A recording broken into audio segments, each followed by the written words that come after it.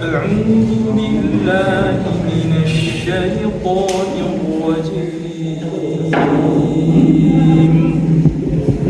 بسم الله الرحمن الرحيم. الذين يتولونه والذين هم به مشركون. وإذا بدلنا آية مكان آية والله أعلم بما ينزل قالوا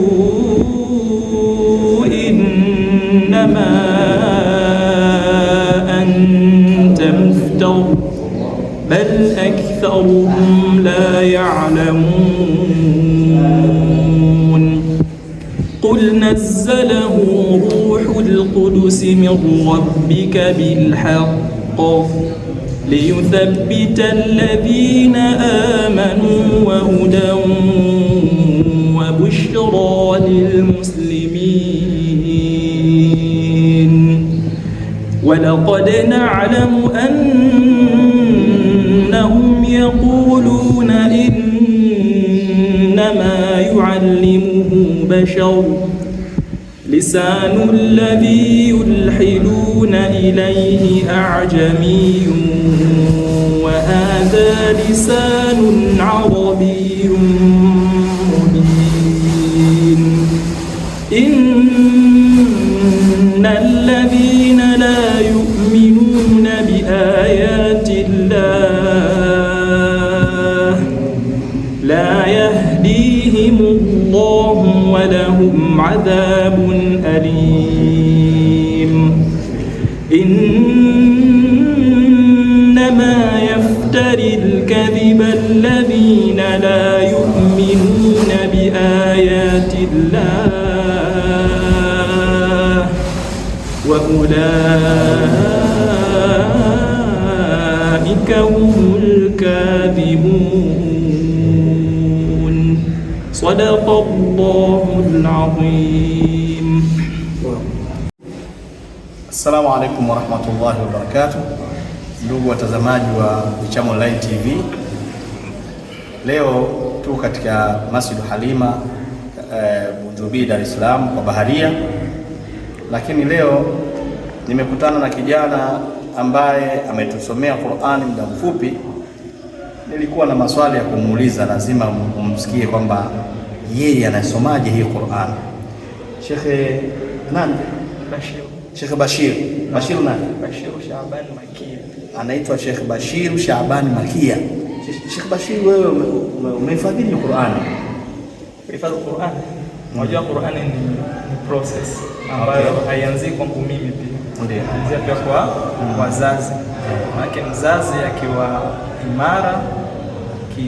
imara manake anaweza kumpata mtoto akampeleka madrasa kwa ajili ya kujifunza elimu ya dini ya Kiislamu.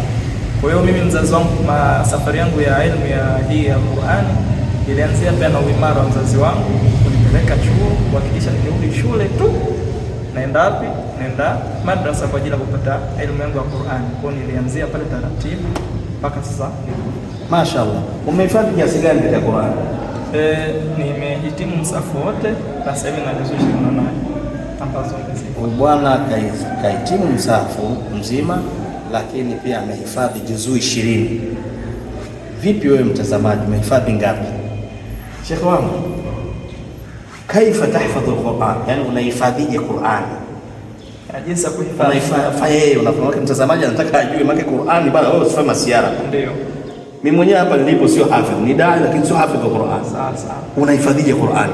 Qur'ani kama Qur'ani ili uhifadhi, kwanza ikubalishe mwenyewe. Mashaallah. Cha pili uipende. Yaani sasa kama mzazi kwamba anaipenda yeye afu yeye mhusika zaidi unampambania kwa uipe, lazima uipende. Afu kingine consistency. Yaani usisome leo chuo, ukasoma leo kidogo, ukakaa miezi mitano, ukaisoma tena kidogo. Sababu Qur'ani tunaifanisha ni kama mtu mnapopishana vile. Yaani wewe chukulia au fanya research, mtu ukipishana naye, wewe unakuja unaenda hivi anakuja. Baada ya muda dakika 2-3 ukija kugeuka Tamona ule mkorofishano mbali sana, distance kubwa sana. Hivyo ndivyo katika Qur'an. Ukisoma leo ukakaa siku 5, 6, 7 na unaiacha, ukija kurudi ni sasa kama unaanza.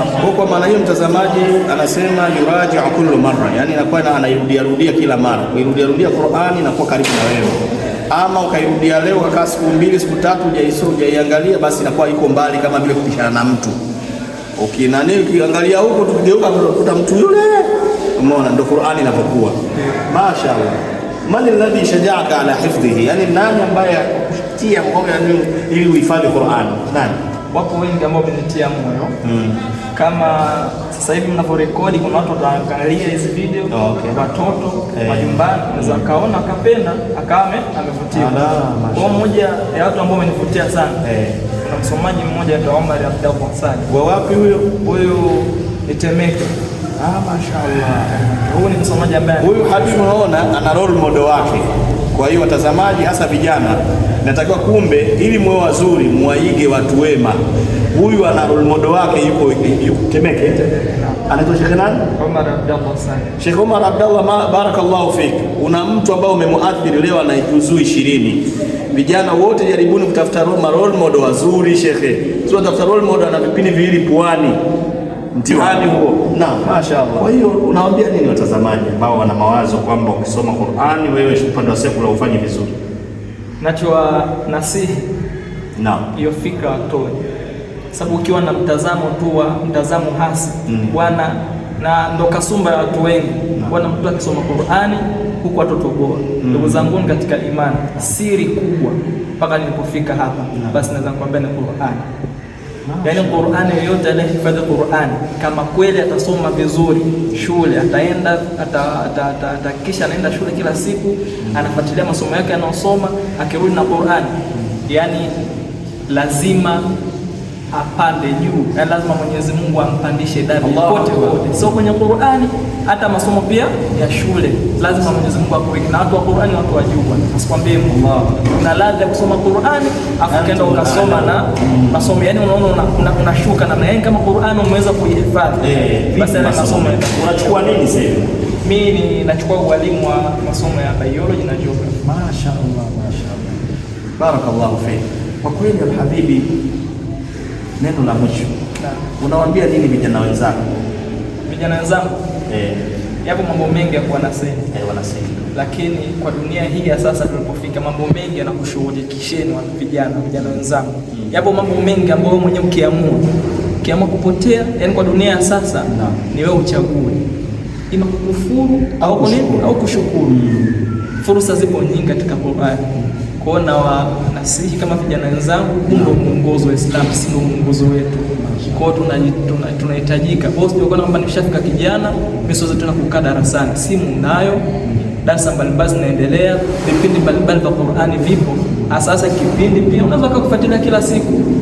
Kila wiki kuna watoto ambao watasoma kushajiisha katika Qur'ani. Kuna vipindi mbalimbali viko katika mtandao, unaweza kujiendeleza. Na unakutana na mufti wetu wa Tanzania Sheikh Abubakar bin Zubair bin Ali wa Mbwana. Wewe kama hafidh al-Qur'ani wa Tanzania unaweza kumwambia nini? Yapo mambo mengi naweza nikamwambia. Kama vipenzi zaidi katika masuala haya mazima ya hafidh al-Qur'ani. Mimi jambo langu kubwa ambalo ningemshauri au ningemwambia mara papo baada ya kukutana naye hivi akwambia tunaambie shida yako au katika sababu katika swala nikija kwenye swala hili la Qur'an, sababu linaumiza sana. Mimi namshauri aandae au atafute marakiz mbalimbali au akatafute eneo kubwa au sehemu mbalimbali katika nchi ya Tanzania, akawatafuta wale mahafidh wote wa Qur'an ambao wamehitimu, ambao wamemaliza Qur'ani na wamekihifadhi kitabu cha Allah. Sababu wale ni hazina. Atakapopoteza nafikiri jana wako na msikiti. Nikitokea hapa tunasema ghafla misafu yote haipo. Kwanza tatafuta kinani, tunatafuta wale hifadhi, njoo tusome Qur'ani na rudi. Kwa hiyo mimi nitamshauri atafuta vijana wote yani awe na taarifa nao, wakusanye. Yani tufupe taarifa nao karibu. Kama atatafuta markazi fulani kwa Tanzania imekuwa mingi. Wanaweza kusema kila mkoa nitatafuta sehemu moja au markazi moja ambao nitaweka vijana mahafidhi wangu wako pale ambao kila mkoa tafutwe institution kama hizo ambazo zinaendesha hizo elimu za dini, lakini pia wasibaki katika Qur'ani, maana katika hiyo markazi kuna vitengo mbalimbali wawekwa wenyewe katika masuala mazima kusimamia wanaokuja kusoma na kufundisha Qur'ani, lakini pia mule pawe na watu wa vitabu mbalimbali, kwa sababu Qur'ani bwana anakuwa na mambo kibao, hadithi, vitabu mbalimbali. Kwa hiyo mule kunakuwa kuna semina mbalimbali ambao ni wa Qur'ani, kuna watu wa vitabu, kuna muda tajidi wapate wafundishane vitabu ili kuweza kusapota Qur'ani. Muulize baada ya kuwa mwananchi, nataka wewe hafidhul Qur'ani ndio umempata, lazima utakuwa na changamoto ambazo ungeona yani kiongozi wetu labda angefanya hivi tungekuwa hivi. Ndio muulize. Mimi kama mimi kwanza, japo ni jambo zito kidogo, lakini ningetaka mtaani kwa masomo yetu ya sekula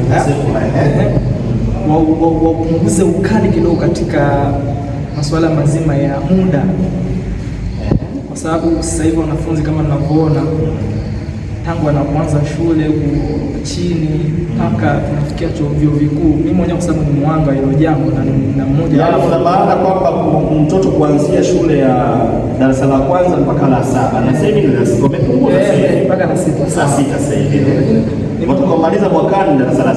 Tumekuwa na changamoto sana ya muda mwingi wa kusoma, wa kuishia katika masuala. Sio kwamba tunataka kusoma, tunataka injinia, madaktari, walimu tunataka, lakini wangeomba wapunguzwe muda wa kunania wa kusoma kidogo, masaa kidogo, kama sio mpaka saa 10 na watoto siku hizi wafikiria saa 12.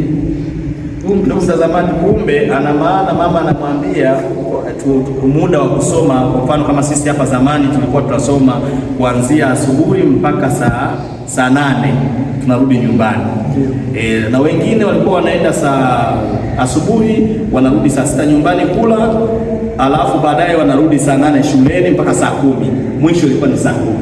Kuna wengine wamesoma namna hiyo, wanaenda asubuhi wanarudi nyumbani, wana shule walikuwa wanasomi mbali, umeona. Basi ili saa 10 akirudi mtu apate muda wa kufanya kusoma dini. Ndio watoto wengi wa sasa hivi, kama mitaala itaendelea hivi, baada ya miaka 20 watoto wote dini hawaijui kabisa. Kwa nini? Kwa sababu wanarudi shule saa 12. Ndio nataka kumwambia rais. Kitu gani kingine cha kumwambia ni kwamba kwa sababu hii saa 12 huu ni primary, sijakwambia secondary, advance inakuwa ni mtihani. Kila siku tunasikia, muda mwingine tunaona marais, si rais huyo, tunaona mtu fulani katenguliwa katika kitengo fulani, mtu fulani katenguliwa katika kitengo fulani. Kwa sababu gani? Viongozi ambao wapo katika idara mbalimbali, yani mtu kasoma ana dini sasa pale hamna kutengeneza watu ambao ni tatizo. Hapo ni tatizo. Mtu anakuwa kweli, ukimwangalia mashallah cheti chake vizuri katika sekta. Mama, nafikiri kijana wako unamsikia mawazo yake kwamba kutana na wewe kwa bahati, basi yeye angekuwa kuomba hilo, kwa sababu kumbe umeona kwamba mahafidhu Qur'ani kwa mtaala huu kupatikana hafidhu Qur'ani pia itakuwa shida. Zangu watazamaji, huyu ni kijana wetu ambaye alohifadhi juzuu 20 na leo niko nao hapa kituoni kwao, kituo cha Halima, Masjid Halima iko Bunjubi, Dar es Salaam kwa Baharia. Ndugu Muislamu, tafadhali tembelea sehemu kama hizi, njoo siku za Ijumaa uswali msikiti huu, utaona raha. Wa ila huna, wassalamu alaikum wa rahmatullahi wa barakatuh.